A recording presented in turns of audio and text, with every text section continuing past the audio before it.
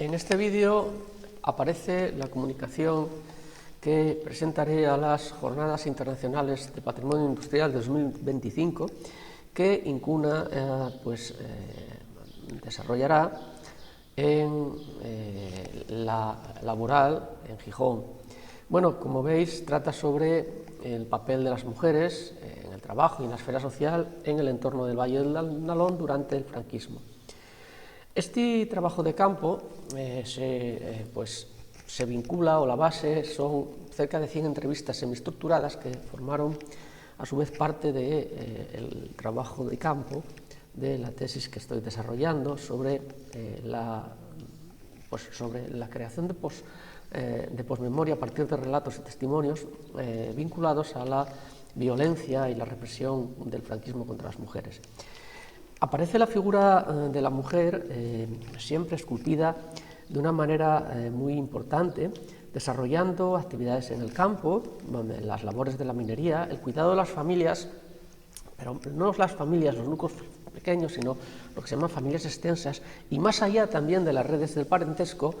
llevando a el sostén de los núcleos, los pequeños núcleos de montaña y de media ladera del valle, incluso en los de abajo, de la zona central del valle, ¿no?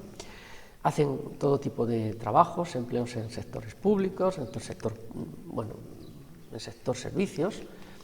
y tienen una participación política y social contra el franquismo muy determinante, como veremos posteriormente. Pero más allá del franquismo, esta importante figura aparece invisibilizada en el tiempo. Recordar que hasta hace poco tiempo, hasta casi la primera década del siglo XXI, cuando se escribía sobre el franquismo, se hablaba sobre la figura de los héroes del monte. Las mujeres aparecían en una segunda fila como hijas de, mujeres de, y tuvo que ser precisamente la mano escrita y la figura de las propias mujeres la que empezaron a destacar el papel femenino en la lucha contra el franquismo, ¿no? Bueno, la vida campesina, que los que la conocéis sabéis que es muy dura, no estaba exenta de la mano de las mujeres, como veis en estas imágenes, ¿no? Y hay que recordar que luego eran las que también mantenían el hogar y tenían los hijos y los cuidaban, incluso a toda la comunidad, ¿no? Con la llegada de la minería, algo que aparece muy bien ejemplificado y relatado en la obra del poeta local de La Viana, Armando Palacio Valdés, La aldea perdida, pues debemos reseñar que no se pierde la actividad del campo, la ganadería y la agricultura de pequeña explotación, que actúa como segunda actividad para ayudar a llegar a fin de mes a las familias cuando a lo mejor no llegaban los propios sueldos de la minería, ¿no? La mujer activa es muy activa y participa activamente,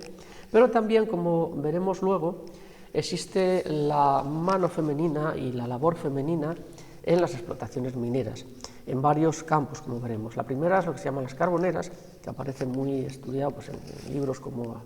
los de Albino Suárez o de Aitana Castaño, y que dibuja y recoge su actividad en los réter, en las vías del tren, recogiendo estériles o las piedras de carbón que caían de los vagones cuando iban cargadas, y también entre las natas de Islán de los ríos. Para lo que no sepáis lo que son las natas de Islán, eran unos mantos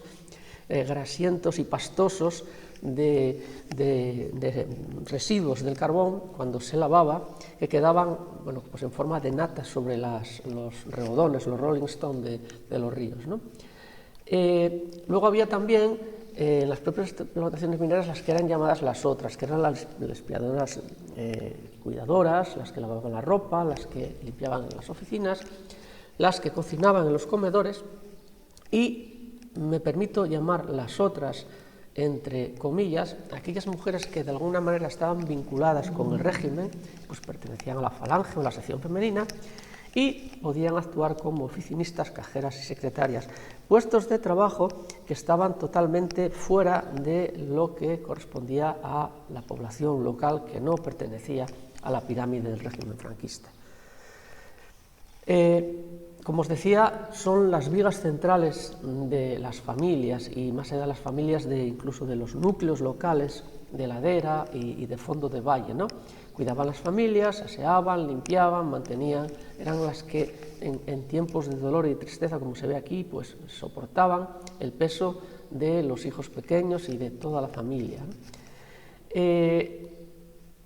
Pero también, como os decía, realizaban otro tipo de trabajo, pues podían vender leche, podían estar vendiendo fruta, estaban en cafeterías, en bares, también en peluquerías, y en un periodo de reconstrucción, que esto es una de las invisibilizaciones,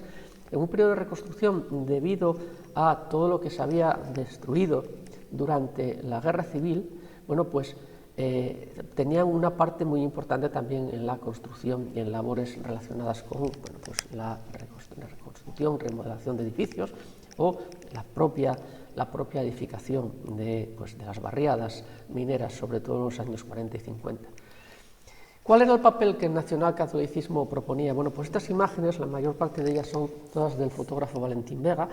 En esta de la izquierda vemos que simbólicamente aparece la mujer al fondo, en un segundo, casi tercer plano, y es el marido el que aparece como el representante y el que soporta el peso de la familia, ¿no? En esta de aquí arriba, bueno, pues vemos una mujer y detrás se lee la falange, no los quiere ni cobardes ni timoratos. El papel de la mujer pues era una especie de soporte, lo que quería el franquismo era que fuese el ángel del hogar, ¿no? El que mantenía pues a los hijos, en la que paría, la que ayudaba a la hora de parir y a la hora de mantener a los hijos, y la que era, pues digamos, hasta cierto punto casi la esclava del hogar, ¿no? El ángel del hogar estaba muy relacionado con mantenimiento de la figura del marido cuando llegaba a casa. Veis una foto de mujeres en las que aparecen varias generaciones y casi explicando o demostrando, como veis aquí, pues lo que sería el soportar el peso de los hijos. Pero, ¿qué ocurre? Ocurrió que las mujeres tuvieron un papel mucho más importante, como os decía, hasta hace poco invisibilizado, que las llevó no solo a ser enlaces de las partidas de los fugados del monte, sino a integrarse dentro de ellas y luchar, y en algunos casos, como el de Oliva Faza, que murió junto con otros 7 compañeros, fue asesinada en la mina de la Bornaína, en la carretera que va de La Gueria a la Camperona, en San Martín del Rey Aurelio. Esta foto que está aquí a la derecha es también de Valentín Vega y se titula Mujeres presas con soldado, con moro. El moro, según Albino Suárez, se llamaba Mustafa. Esta foto que intentaba representar una situación social de dolor que tenían las mujeres en el Valle del Nalón, en este caso era la cárcel de la Viana, de infausto recuerdo, porque de ahí salieron muchos camiones cargados de gente que era asesinada en cualquier esquina, incluso mujeres violadas y tiradas en los cunetes. Bueno, pues fue utilizada girando el relato visual por el propio franquismo para meter miedo a la gente e intentar que los familiares de estas mujeres que estaban en el monte, que estaban presas precisamente porque eran familiares o enlaces de los que estaban en el monte, pues tuviesen miedo, tuviesen dolor y entregasen las armas.